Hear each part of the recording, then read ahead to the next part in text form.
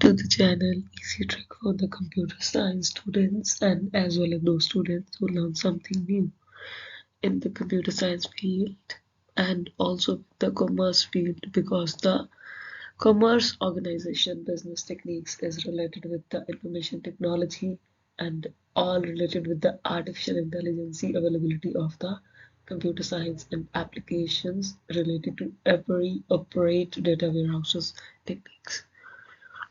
In the previous part, we was discussing about data warehousing and all the matter of the data warehousing.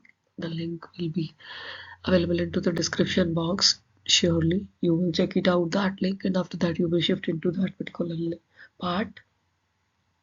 In this part, we will enter into the unit 2 data mining under the business techniques. So firstly, we will see about that what is the data mining. Data mining is actually the process of analyzing enormous amount of information of the data set useful and intelligence to help organization to solve problem, predict trends and all other things. Means कि data mining हम उस process को बोलते हैं जब आप data ware house में एक प्रोडक्ट जो है वो रॉ मटेरियल से उठा के रख लेते हो और उसके बाद उसके ऊपर कोई प्रॉब्लम्स आ रही है, आपका क्वालिटी चेक क्रॉस नहीं कर रही, आपका रॉ मटेरियल खराब हो रहा है, तो उस पे से कोई ऐसा प्रॉब्लमेटिक फेस लेना कि आप एक ऐसा डिसीजन ले पाओ, कोई रिस्क ले पाओ, कोई न्यू अपॉर्चुनिटीज खोल पाओ, वो डेटा माइनिंग आपकी हेल्प करेगा उसमें. सो डेटा माइनिंग जो है वो wide range and varied process है that includes with the various different components available under the itself data warehousing techniques. जो उसमें टेक्निक्स थी उसमें ही ये सारी चीज़ बनी हुई थी. अब बात हम करते हैं कि डेटा वेयर हाउस का सारा काम करने के बाद क्यों डेटा माइनिंग की हमें ज़रूरत पड़ी है. क्योंकि इसको हम नॉलेज डिस्कवरी बोल देते हैं. नॉलेज डिस्कवरी हम उस पार्ट को बोलते हैं जहाँ पे हम एक ट्रुथ वैल्यूज को एंटर करवाते हैं कि डेटा वेयर हाउस में अगर सेल क्यूब्स किसी में भी एंट्री हुई है तो एक्चुअल डेटा की कितनी एंट्री हुई है, कितना जो है रॉ मटेरियल हमारा यूज हो गया, कितना हमारा प्रॉफिट चल रहा है, कितना लॉस चल रहा है, कितनी इक्विटी है, कितना प्रॉफिट किसी इन्वेंटर से ले रहे हैं नहीं ले रहे, तो सारा टेक्निक्स उसमें रोल ऑन होती है. तो डेटा माइनिंग हिस्ट्री हमारी कहती है कि एक्चुअली में जब डेटा वेयर हाउसेस बने थे तो उस टाइम के ऊपर भी नीड थी कि कोई ऐसा पार्ट होना चाहिए जिसमें हम अगर ऐसा कोई रिस्क फैक्टर आ जाए तो उससे क्या डिसीजन ले सके, क्या ऑपरेशन उसके ऊपर परफॉर्म कर सके कि वो एक बेटरमेंट में चला जाए. तो फ्रेज जो बना था वो 1990 में इन्वेंट हुआ था हमारा, जो कि स्टार्ट्स के ऊपर बेस्ड हुआ और आर्टिफिशियल इंटेलिजेंस के ऊपर. मशीन लर्निंग भी डील करती है डेटा माइनिंग के साथ, क्योंकि नॉलेज बेस्ड ट्रूथ जो है वो मशीन लर्निंग आर्टिफिशियल इंटेलिजेंस का भी अपना कॉन्सेप्ट है जो उसने लेना ही लेना है. तो इसके साथ वो स्टार्ट्स में जब आप रिग्रेशन प्रोबेबिलिटी कुछ भी ऐसा देखते हो तो वो सारा क्राइटेरिया भी हमारा डेटा माइनिंग में ही यूज होता है. क्योंकि आर्टिफिशियल इंटेलिजेंस में ह्यूमन लाइक सॉफ्टवेयर डेवलपमेंट की टेक्निक्स यूज होती है तो उसमें भी यूज इसकी होती है. और जो एडवांटेज है हमें, जो बिग डेटा इन्फिनिट पॉसिबिलिटीज होती है, इनएक्सपेंसिव प्रोसेसिंग पावर कोई भी है हमारे पार्ट पे बिजनेस में तो हम उसको भी ले सकते हैं. रैपिड असेस में जैसे रोबोटिक टेक्निक्स कोई चलनी है, ऑटोमेटेड उसमें डेटा एनालिसिस करके आपको डालना पड़ेगा कि उसने काम कैसा करना है. बिजनेस किसी भी तरह का हो सकता है, तो इस तरह से वो डेटा माइनिंग उसमें हेल्प करती है. एग्जाम्पल देखते हैं अब सबसे पहले डेटा माइनिंग की कि कहाँ कहाँ यूज हो रहा है. शॉपिंग मार्केट एनालिसिस में बहुत ज़्यादा इसकी यूजेज है, क्योंकि शॉपिंग मार्केट में big quantity of data always available होता है, क्योंकि बिजनेस कितनी तरह के अवेलेबल है एज पर द रिटेलर क्या देना चाहता है, बायर की क्या हैबिट है. अगर मंथली वो आपसे वही चीज़ बार बार ले रहा है तो आप एनालिसिस कर लेते हो कि at the every month on the fifth of the first week of the fifth day आपको कोई ना कोई प्रॉफिट मिलेगा ही मिलेगा, क्योंकि एक मार्केट ही इसकी ऐसी है जिसमें आप एक डिसीजन ले पा रहे हो कि अगर ये हमसे ये ग्रॉसरी थिंग्स लेते हैं तो ये लेंगे ही लेंगे.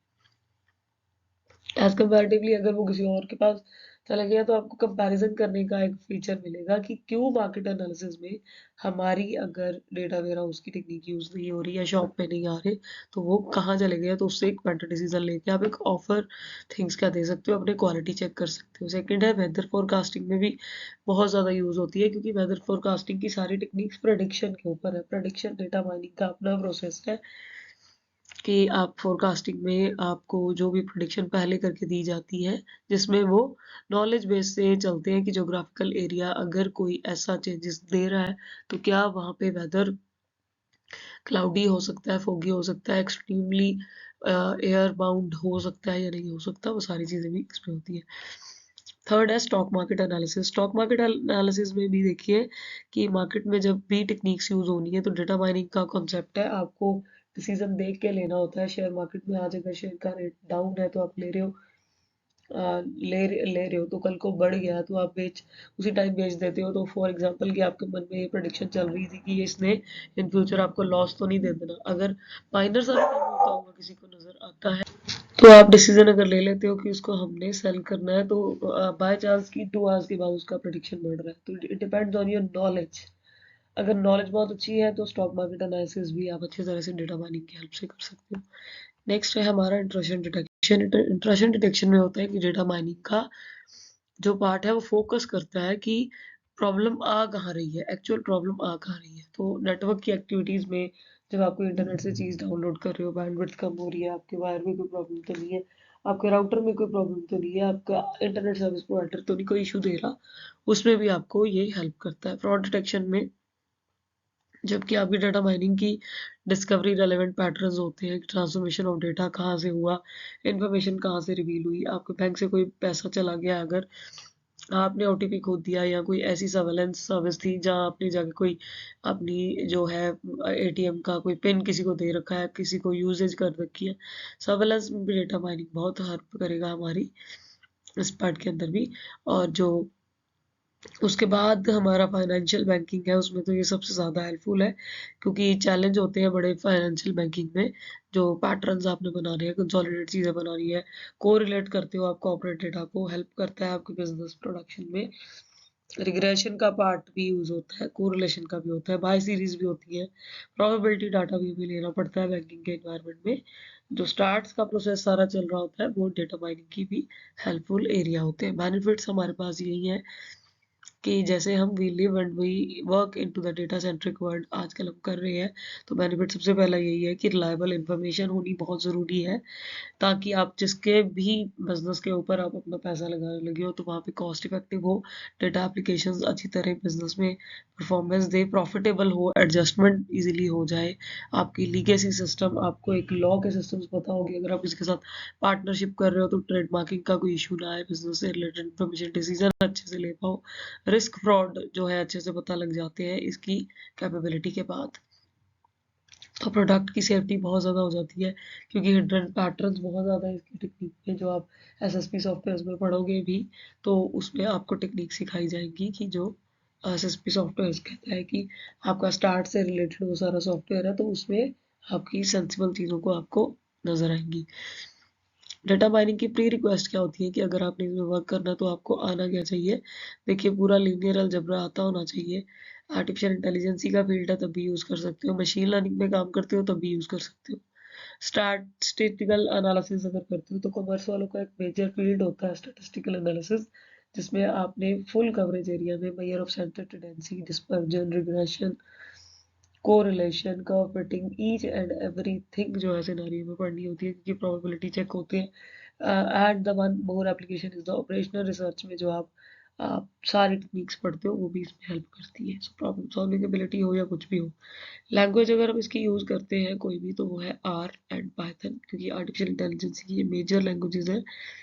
एंड अनदर पाइथन सबसे मोस्ट कॉमनली यूज्ड है जो डाटा माइनिंग और मशीन लर्निंग में आपकी बहुत हेल्प करती है।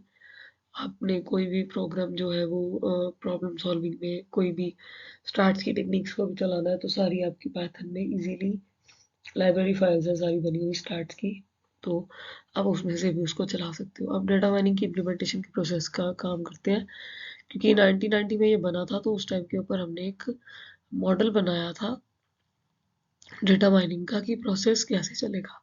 प्रोसेस में सबसे पहले आपको बिजनेस की अंडरस्टैंडिंग लेवल होना चाहिए, फिर डेटा का अंडरस्टैंडिंग लेवल होना चाहिए, डेटा प्रिपेयर कैसे होना है उसका पता होना चाहिए, मॉडलिंग कैसे होती है, उसके बाद इवैल्यूएशन कैसे है और डिप्लॉयमेंट कैसे होती है।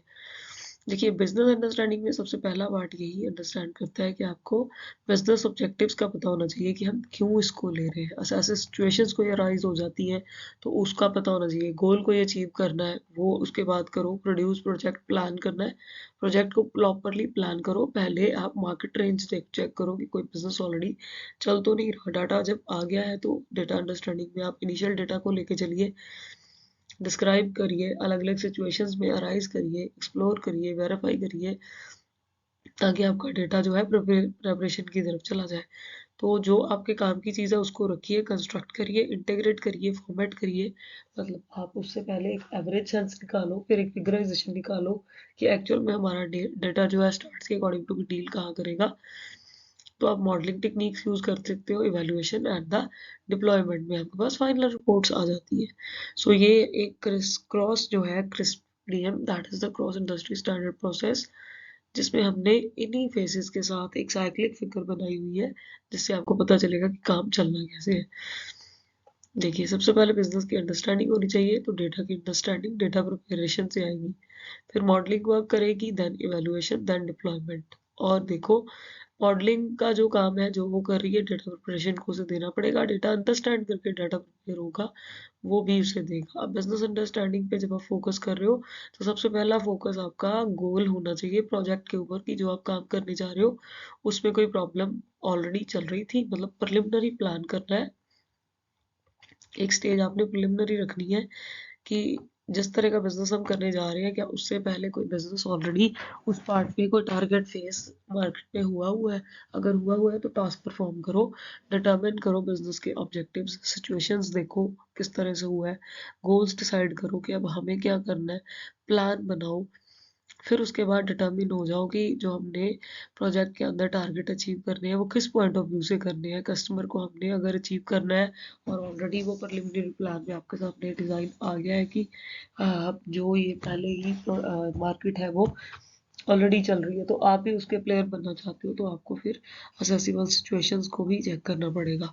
असेसिबल तो ऐसा सिचुएशन में सबसे पहले आपको एनालिसिस ऑफ फैक्ट्स मिल जाएंगे, रिसोर्सेज कंस्ट्रेंट्स, मतलब आपने किन पर्टिकुलर रूल्स के अंदर वर्क करना है, कौन कौन सी चीज़ें हैं जो मार्केट में आपको दिख रहा है कि ऑलरेडी नहीं है, तो उसको आपने किसी तरह से अचीव करना है। तो ऑफर बढ़ाने हैं, आपने यूज़र को कोई ऐसी सेंसिबल चीज़ें देनी है जो वो नहीं दे पा रहे, कोई क्वालिटी एश्योरेंस देनी है, क्वालिटी बेटर रखनी है, तो आप डील करोगे, डिटर्मिन करोगे डेटा माइनिंग के गोल्स को कि जो बिजनेस का गोल हम लेने लगे हैं उसकी स्ट्रैटेजी टर्मिनोलॉजी जो है वो कैटलॉग सेल्स के ऊपर होगी। और फिर गोल डिस्क्राइब करो कि फॉर एग्जांपल हम अज्यूम करते हैं कि how many objective customer will buy, कितने लोगों ने किया है, उनकी एज, सैलरी, सिटी चेक करो, प्राइस चेक करो आइटम का कितना था, पास्ट 3 ईयर से कितना चल रहा है। मार्केटिंग में अगर आप चल रहे हो तो उन प्लेयर्स को भी चेक कर सकते हो और अपनी स्ट्रैटेजी भी चेंज कर सकते हो। प्रोड्यूस करो प्रोजेक्ट प्लान कि आपने जो स्टेट टारगेट रखा था, क्या डाटा माइनिंग के प्लान की हेल्प से जो प्रिलिमिनरी उसने हमारी हेल्प की, क्या ऑलरेडी एक चीज़ चल रही है, क्या आपको एक बेटरमेंट मिल रही है। अगर मिल रही है तो फिर आप एंटर कर जाइए डेटा अंडरस्टैंडिंग लेवल पे, जहाँ पे जो डाटा कलेक्ट किया है आपने प्रिलिमिनरी स्टेज पे, इनिशियल डेटा, और जो उससे आपने गोल अचीव किया है डिस्क्राइब डेटा, जो आप उससे अलग अलग सिनेरियो में दे पाए हो कि हमने 1 ईयर में कितना देना है, 2 ईयर में कितना देना है, 3 ईयर में कितना दिया है, वो एक्सप्लोर करो, वेरीफाई करो डेटा क्वालिटी की। क्या अगर आप ही का बिजनेस प्रिलिमिनरी में आया था, आपको ये लग रहा था कि वो लॉस में जा रहा है, अब आप अपने ही बिजनेस पे दोबारा वर्क कर रहे हो, तो तब भी ये वर्क करेगा डेटा अंडरस्टैंडिंग में। इनिशियल डेटा में प्रोजेक्ट के रिसोर्सेज आ जाएंगे, फिर डेटा अंडरस्टैंडिंग में प्रिपेयर करो स्टेप्स और डेटा को जो है डिस्क्राइब करो with the gross income, with the आपका क्वार्टरली इनकम के ऊपर बेस्ड करो, एंड देन रिपोर्ट जो है वो बनेगी उसके आउटकम से। तो डेटा को जितना एक्सप्लोर करोगे आपको उतनी बेटरमेंट मिलेगी। आप एग्रीगेशन भी यूज कर सकते हो, जिसमें डेटा हाइडिंग की टेक्निक्स यूज होती हैं। नंबर ऑफ एट्रीब्यूट्स भी छोटे छोटे पार्ट्स में डिवाइड कर सकते हो। सब पॉपुलेशन है, मीन भी निकाल के देख सकते हो, उसका मोड भी, मीडियन भी। उसके बाद प्रोबेबिलिटी भी निकाल के देख सकते हो कि कितनी डायबल हो रही है और कितनी नहीं हो रही। तो स्टैटिस्टिकल एनालिसिस को आप लाइए, ऑब्जेक्टिव्स अपने मेंटेन करिए, क्वालिटी बेटर दीजिए, और डाटा क्वालिटी में ये अश्योर करिए कि आप कोई जो आपके माइंड में ऑलरेडी एक गोल के क्वेश्चन चल रहे थे वो सारे क्लियर हो चुके हैं। उसके बाद हम चलते हैं डाटा प्रिपरेशन की तरफ। तो 90% टाइम हमारा जो है वो इसी के ऊपर लगता है जो हमने अब प्रोडक्ट लॉन्च करना होता है। तो उसके ऊपर सबसे पहले आपके फाइनल डेटा सेट में आपके पास रॉ इन्फॉर्मेशन होनी चाहिए, रॉ डाटा होना चाहिए। उसके ऊपर आप मल्टीपल चीज़ें लगाओगे। सबसे पहले रॉ डाटा में से सबसे बेटर क्वालिटी का रॉ डाटा सिलेक्ट करो, क्लीन करो, कंस्ट्रक्ट करो, इंटीग्रेट करो। कैसे करना है, किसी मशीन में डाल के करना है, कोई ऐसा प्रोडक्ट खाने वाला है, कोई आपका ग्रॉसरी का है, क्लोथिंग का है, एप्रल्स है, कुछ भी है, तो उसको आपने एंट्री देनी कैसे है, इन्फॉर्मेशन उसमें से इवेलुएट करो। डेटा टाइप्स लगाओ, बाउंड्री लगाओ कि अगर इसकी शेल्फ लाइफ किसी खाने वाले की आप 15 दिन रखते हो तो क्या वो प्रोडक्ट आपका उतनी स्पीड से बिकेगा, और अगर नहीं बिकेगा तो कंस्ट्रक्ट क्लीन डेटा में जो फॉर्मेट आप देने लगे हो मॉडलिंग टूल के हिसाब से ऑफर टेक्निक्स में भी एंटर करना पड़ेगा। और फिर एक क्वालिटी एश्योरेंस में शेल्फ लाइफ आपको बढ़ानी भी पड़ेगी कि अगर 15 दिन में नहीं हो सकता तो प्रोडक्ट या तो आपका सेल जल्दी होगा या फिर आपको लॉस होना शुरू हो जाएगा। तो आप टेक्निक्स थोड़ी सी यूज़ करोगे तो फॉर्मेट में आपको डेटा जो है लिंग्विस्टिक चेंजेस देगा कि आप थोड़ी थोड़ी चेंजेस करके उसमें कोई ना कोई ऑफर फैसिलिटी दोगे तो यूज़र डेफिनेटली आपके साथ चलना शुरू हो जाएगा। मॉडलिंग टेक्निक में आपने जब मॉडलिंग टेक्निक इसके ऊपर देनी है तो आपने एक टेस्ट डिज़ाइन जनरेट करना है, बिल्ड मॉडल बनाना है कुछ कस्टमर्स का जिसके साथ आप डील करने वाले हो। आप उनको पहले किसी ऐसी जगह के ऊपर जाके अगर डिज़ाइन कर रहे हो कि किसी मॉल में जाके आपने वो प्रोडक्ट जो है वो उन्हें ऑलरेडी टेस्ट करवाना है या फ्री ऑफ कॉस्ट देना है, सैंपल देने हैं, तो सैंपल देते टाइम पे आपको एक build model assess model ready रखना पड़ेगा ताकि आपको डिसीजन लेते टाइम कोई इशू ना आए। तो उसके लिए आपकी डिसीजन ट्री का जो टॉपिक है वो नेक्स्ट पार्ट आएगा कि कौन कौन से टूल्स आप यूज़ करके डिसीजन फॉर्मेट में हायरार्की फॉर्मेट में भी ले सकते हो। तो जनरेट करने हैं जब आपने टेस्ट डिसीजन तो उसके बाद आपने मॉडल बिल्ड करना है, असेसिबिलिटी देनी है according to the applications of the model, और जो भी आपने उसके ऊपर डोमेन लगा रखे हैं कि हमने इतना हिडन रखना है डेटा यूज़र से और इतना उसको देना है। टास्क परफॉर्म करने हैं तो इवैल्यूएशन पहले करनी पड़ेगी कि आपने जो इवैल्यूएशन देनी है रिव्यू के ऊपर भी दे सकते हो, बिजनेस बेस्ड भी दे सकते हो, कुछ लोगों के ऊपर टेस्ट करके भी उसको दे सकते हो। तो रिव्यू भी हो सकते हैं, आपके डिटरमिन नेक्स्ट स्टेप्स भी हो सकते हैं, model meets the organization business activities भी हो सकती है। डिप्लॉयमेंट में तो सबसे बाद में आते हैं हम जब outcome need to be utilized हो जाती है कि जब आपका result guidelines interactive internet scoring पे चला गया है, बिकना शुरू हो गया है प्रोडक्ट, तो उससे प्लान डेवलपमेंट और ज़्यादा होगी।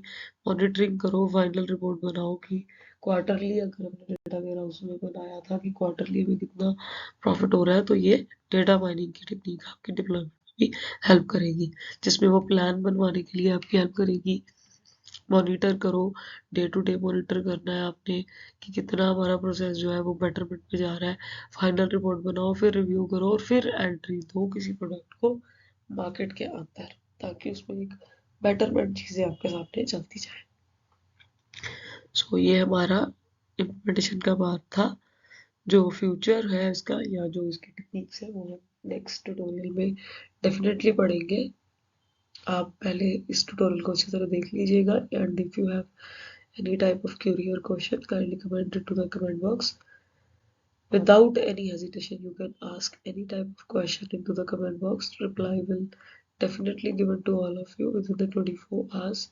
So the next tutorial will be uploaded very soon. Till then, take care. Thank you.